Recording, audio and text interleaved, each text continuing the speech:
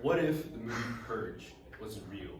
You know, the movie where criminals, gang leaders have one day out of the year to torture, kill, rob, and commit any criminal act they want and get away with it completely.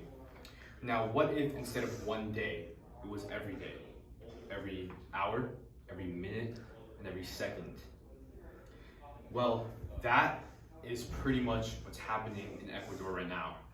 Life in Ecuador is so bad that it has been related to the purge on numerous accounts.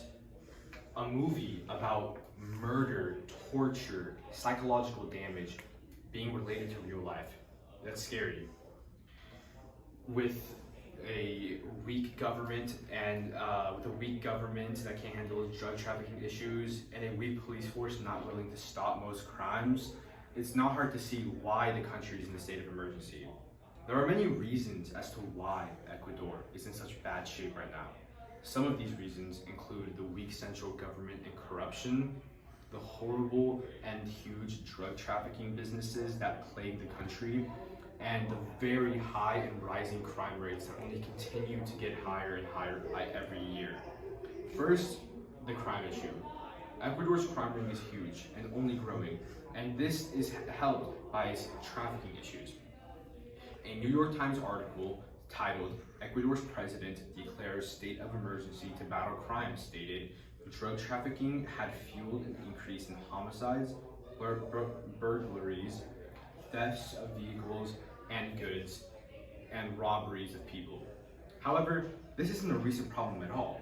A Macro Trends article from 2021 shows a graph which details how since 1993, reported crime in Ecuador has exclusively increased up until 2015, where it is at a gradual decline but is now on the rise again.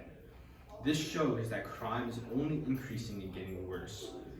This can have a huge impact on the country as a whole, as tourist businesses is basically non-existent at this point. Parents are scared for theirs and their children's lives every day. Second, the weak and corrupt government. A World Report article from 2020 states corruption, inefficiency, and political interference have plagued Ecuador's judiciary for years.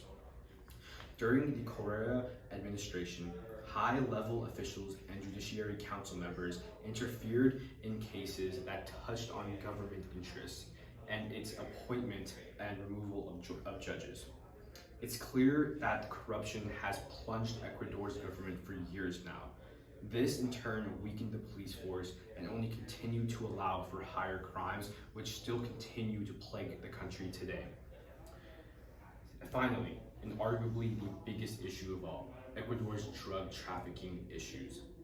The drug ring in Ecuador is so bad that the whole country is basically a trafficking hotspot.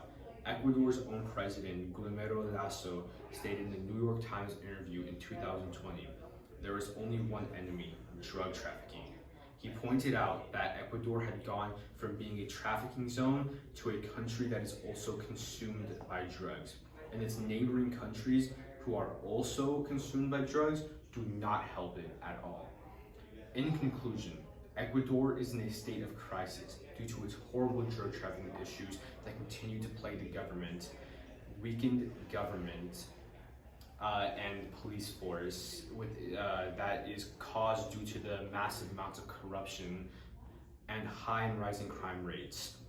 Hopefully Ecuador can climb out of this state of emergency and become anew in the future. But until then, we'll just have to wait and watch as this what once was a beautiful country with a rich culture filled with diversity is now simply dying.